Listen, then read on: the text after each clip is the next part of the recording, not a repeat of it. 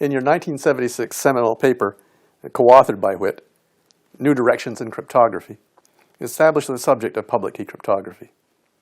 Could you tell us about this work, what inspired it, and what the individual contributions were?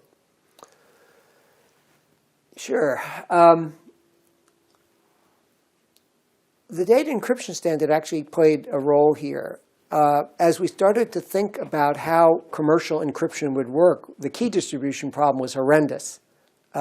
Because in the military, you have a chain of command. Mm-hmm. So a private over here in one battalion does not talk directly to a private in this other battalion. He works up through his sergeant, lieutenants, captains, etc., and then back down.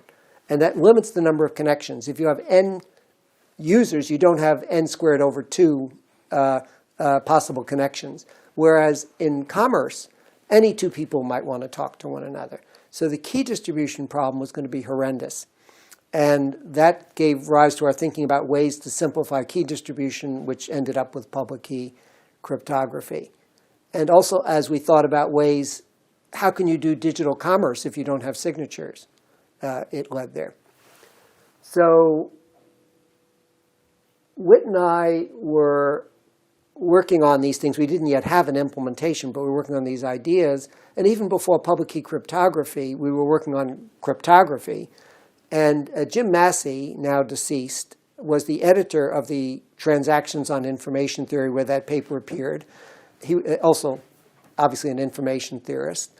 And Jim had invited me to write a paper, so an invited paper, which is an honor, on cryptography for the Transactions.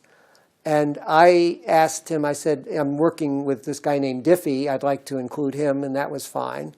And so we were working on this paper that became New Directions.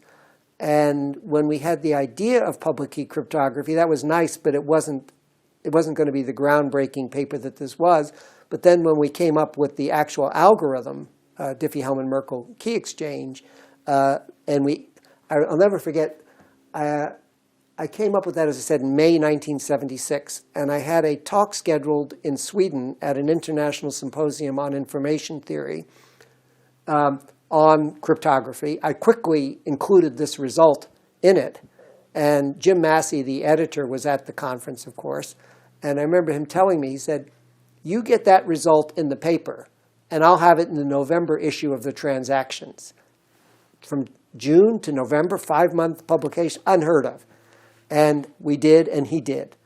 Witt is fond of pointing out that the November Transactions came out in January of '77, 2 months late. They were always a little bit behind.